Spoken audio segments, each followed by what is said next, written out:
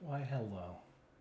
I'd like to talk about something that's a little important to me, and that's the Russia Ukraine war, or Ukraine Russia, whichever you prefer.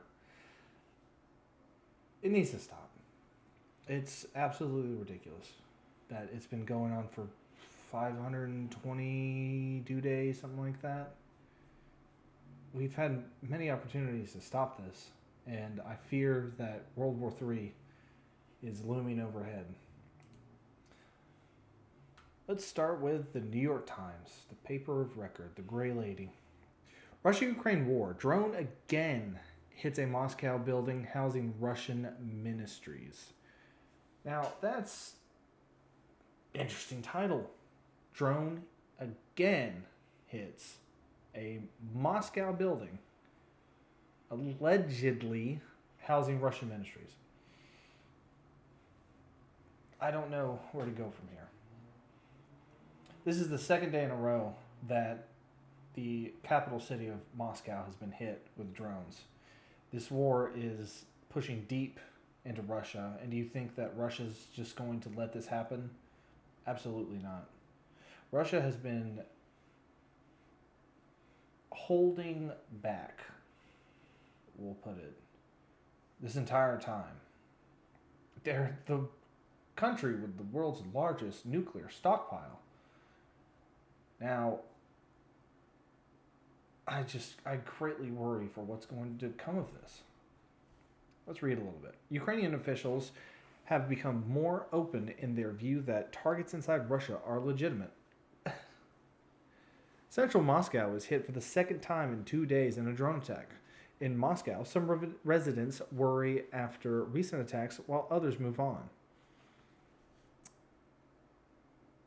UNESCO says 274 cultural sites have been damaged in Ukraine since February last year. A Ukrainian doctor is killed in a shelling attack on his first full day at work, Ukraine said. I think these are just extra little links. Second day in a row, Moscow has been hit. This is, what, the third attempt going inside of Moscow?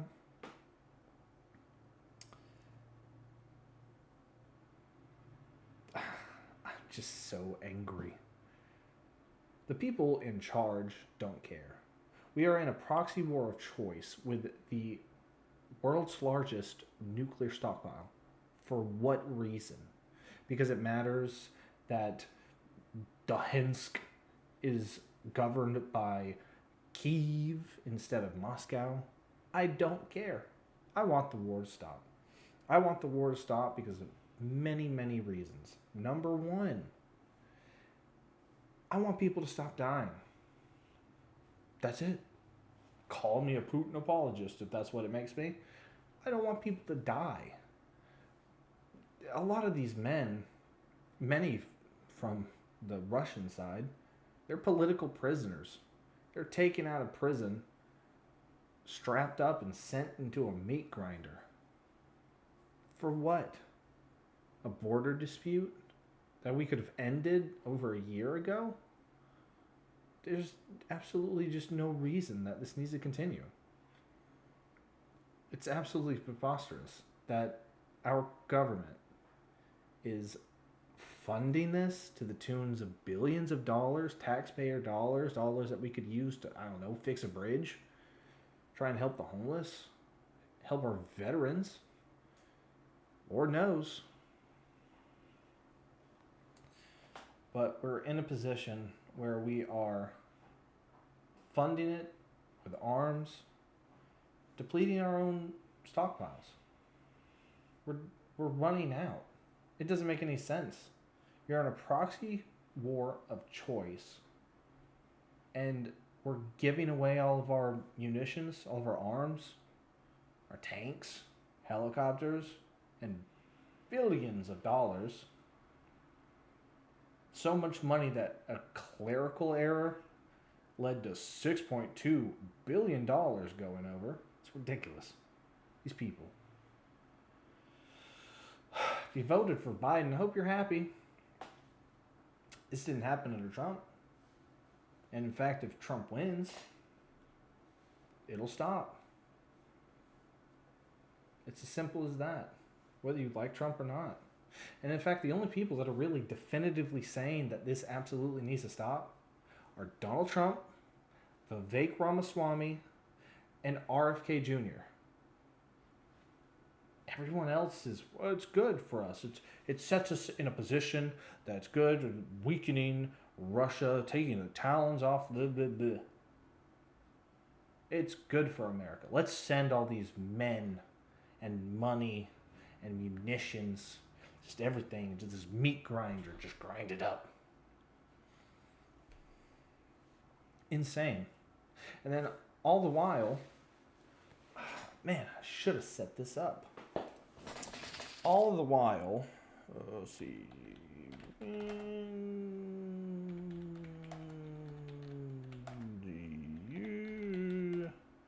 Well, let's go. From American Legion, Biden sends 3,000 reserve troops. Says 3,000 reserve troops can be sent to Europe to support NATO. Ukraine. Why are we sending troops into Europe? What's happening there that we could need boots on the ground for? We already have boots on the ground in Ukraine. They're gearing up. People are being sent to Europe. Reservist troops, by presidential order, are being sent to Europe. For what reason? And then, of course, Russia, they know that they're at war with us. It's a war on their border. And we're just throwing money and guns and all of this and blowing up their pipelines and doing whatever. And we just, for whatever reason, don't think that there's going to be any retaliation. Any at all. See, England sent in depleted uranium rounds into Ukraine, and Russia specifically said, if you do this, it is the start of nuclear conflict. There is a fly in here. And we did it anyway. Well, not us, but the wonderful English, the proxy state of Europe that they are. And then there's this. 2 hours, 22 minutes ago. Poland will increase soldiers at border after Belarusian helicopter allegedly violates their airspace. Watch the video. Military helicopter flies over what they say is their border. I mean, if that's the case, they're building nuclear facilities in Belarus for Russia. They're staging nuclear armaments in several locations. We're ending up with a Cuban Missile Crisis type situation. You don't think that they're never going to use a nuke? They will. Oh, Putin's not going to lose? Of course they will. And then there's this. We need a limited military draft by military.com. While the military has been worried about, trans activism, their recruitment goals have gone down. And, well, that's not good because the establishment's trying to, start World War III. So we need as many people as we can to throw into this meat grinder before nukes start to fly. Come on. China's getting ready. We all know that's going to come. When? I don't know. But it's coming. And then we're in this war. This war of choice, this proxy war. Taking our money and sending people that don't need to die. We had a chance. 2 chances, I believe. Sign peace agreements.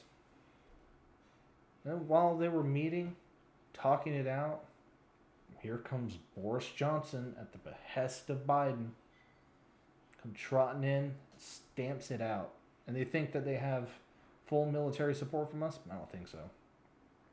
I think that they're going to be absolutely destroyed. The real losers in it is Ukraine. That it's gone on this long. How many men have they lost?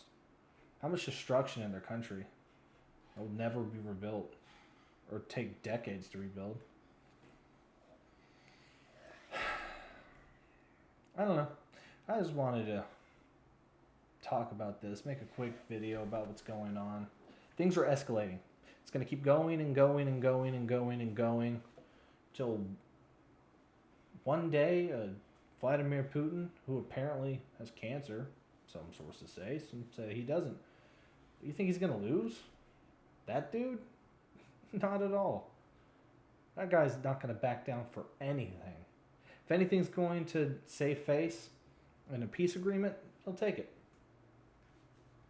He didn't invade when Donald Trump was president, but here comes old Biden with the neocon agenda, trying to push guns as close as we can to their border, trying to bring Ukraine into NATO. The brightest of red lines, as read in Niet means Niet, internal documents from the CIA to the State Department. Or, anywho, whatever. The point stands. I just got out of a shower, and I just thought I'd rant about this really quick, and I hope you all have a wonderful day. You be safe, good luck, and good journey. Wander King out!